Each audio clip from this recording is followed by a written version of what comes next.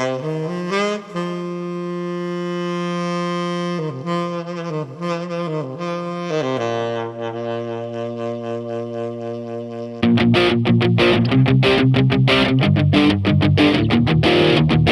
think me and Cody, the guy that I started this band with, and you know, we were always writing together when I was about 12, and he was a little bit older than me, 13, 14. Um, we were so bad at writing, and you're bound to be, you know, like, and so we had no real idea of what we wanted to do with it. But I think the real reason we clicked was because our influences and the people we listened to, and also the views we had on certain songs, and you know, just he was showing me loads of stuff, and I like to think I was showing him lots of stuff, and I think those just clicked. And so when when we were writing, we didn't know what we were writing about, but we were just like, it's gonna work. And then eventually we started sort of writing songs where we were like, oh, I quite like this. This is like nice to listen to. So yeah, I think we've always had the idea of we're going down this sort of rocky route. Let's go Nirvana, Green Day, Queens of the Stone Age, Sonic Youth vibe. You know, like let's go down that route, but let's also be open to lots of other things. So yes, I think we have always sort of known where we want to go with it, but not knowing what we're going to come up with is the exciting part.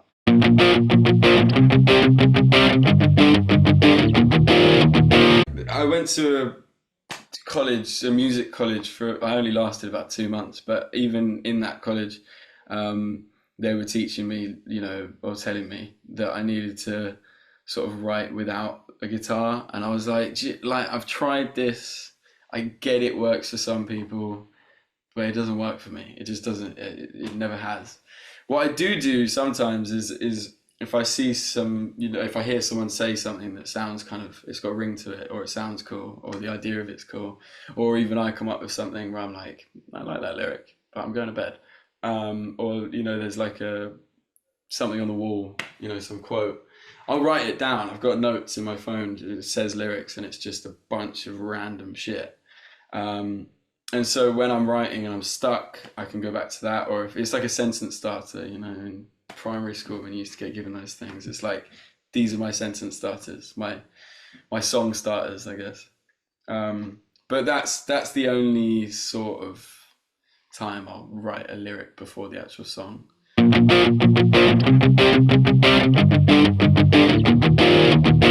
We've been in the studio just writing a lot more recently, which I'm loving because, like I said, it's usually me and Cody that are writing together, but now it's the whole band. So having Bruno and Millie's input as well is amazing. I feel like we've sort of become closer, and we're like, you know, not just guys that work together and kind of want to be in a band together. It's like, no, we're a band now.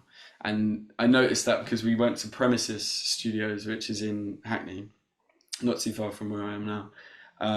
And in 4 days, we wrote 9 songs, and we're happy with 8 of them. So it's like, it was good. It was quick. It was like bush, bush, bush, bush, just banging them out. But you know that it was really good, I think, as well, because we were all sort of in a weird place before we got there, and then we got there, spoke about the weird place we were in, and then when they would be writing this riff or whatever it was and sort of working that out, it would be like they just play it over and over and over, and I'd just be writing lyrics while they're doing it, and then sort of would just come together at the end.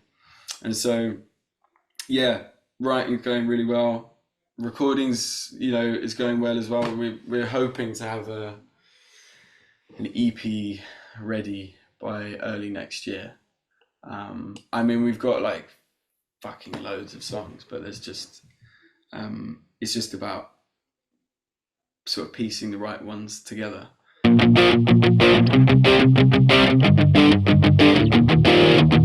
But it was funny actually at Premises Studios. We we we were there, and I didn't realize how sort of how much people love those studios.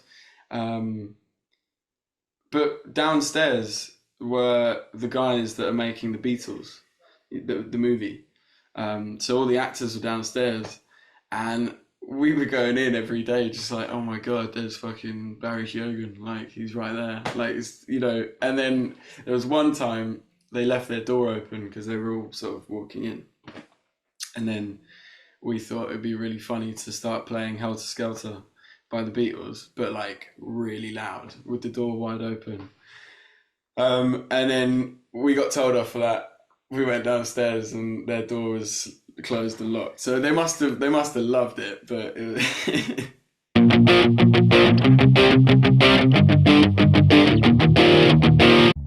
I can't physically just go, "Oh, I'm gonna sit down and write a song."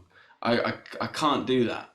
I know loads of people can, and they'll work so hard on like one song, and they'll just have that in their mind, and they'll just, oh, what could that lyric be? What do I do here? They get stuck, so they're going to do something, and they come back. What I do is it's usually when I'm in a real, like a heightened state of emotion, and I'm just like, I don't know, I'm either really pissed off at someone or feeling really just shit and down, and you know that happens, and it's like I always notice that the best songs come out when I'm like that, when I'm feeling those emotions. That's why I said I write all in one go. So just all that energy goes into that one moment there, and that's kind of it. So I mean, Martyr was one of the songs you put, and that song is not about me. It's about someone else, one of my friends, and she sort of went through this thing. It's not my story to tell, so I'm not going to tell it. But she was having a really tough time, and she was sort of stuck in the middle of these problems, and it kind of just sort of was about her and that situation, and highlighted that, and was how pretty much everything I was thinking about. You know, it was my perspective of it, and so yeah, I mean that's kind of how I write. It's all pretty spontaneous, like straight away has to be there and then if I'm stuck, which does happen a lot as well, I'll just send it off to Cody, and he's usually really good at sort of just picking apart the lyrics, and working on them. But I also must say, you know, I I can sit down and write a song like I just said I couldn't, but only when the band is all there with me. So then it's like when I get stuck, I'm not stuck on that idea for ages that I forget what I was doing in the first place. Usually by the time I'm going, oh shit, I'm stuck, Bruno will come up with something, or Millie will say something, or Cody, whatever. And so then we can just keep going and keep it rolling. It's a very sort of like, I don't know, quick process for us, or me.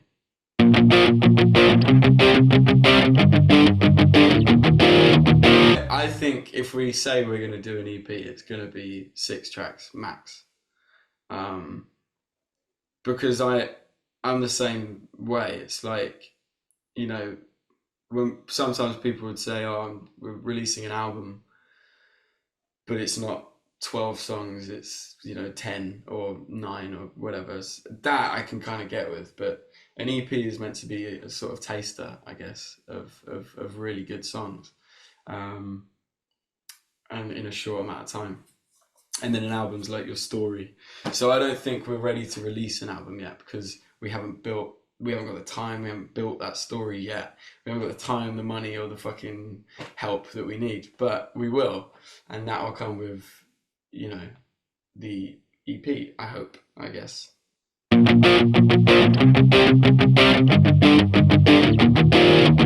This could be something purely because of where I'm at in my career, but I feel like in independent films, I'm always, I feel like I'm a part of the film. Like we're all artists, the director, the producers, the actors, the makeup artists, everyone. And so we should all work together and know what the fuck is going on a film set. It's not just one person, because you wouldn't have a film with just one. You can't. Um, so I feel like with the independents, you feel a little more involved and you know what's going on and you feel like you're a part of it. Whereas the majors sometimes can feel a little bit like sort of just sort of, you're the actor, so just do that. Like just act, just be. And it's, I don't know, I think with art, everything should be open to interpretation. You should always have an open mind when it comes to a scene or it comes to like the clothes they're wearing or something like that, And so I'm not saying it's a bad way to work. Obviously it's not. They're earning shit tons of money, but it's it's different. And I feel like, yeah, with the independents, you do feel a little more involved, which I think is better for the art, which at the end of the day is what we're making. That's what we're doing.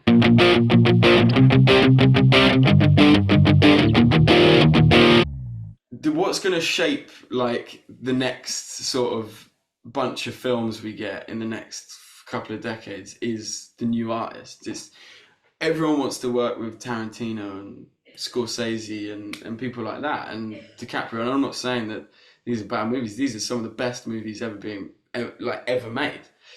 But if we just keep working with the same people over and over and over, then it's like, it's like, I don't know, it just doesn't work. So to shape the next however many years of film, then I think that working with newer artists and people, giving people that chance is really important.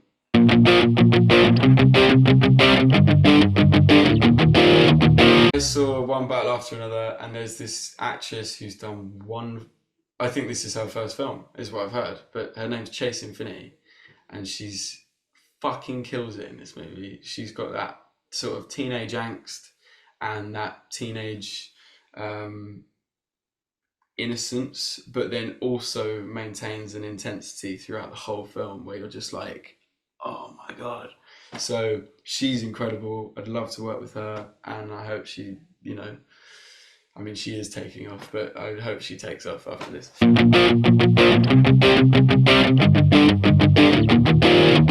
I know that now,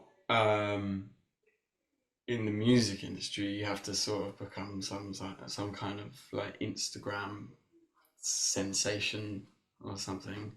You have to sort of be posting 24/7, which we don't do.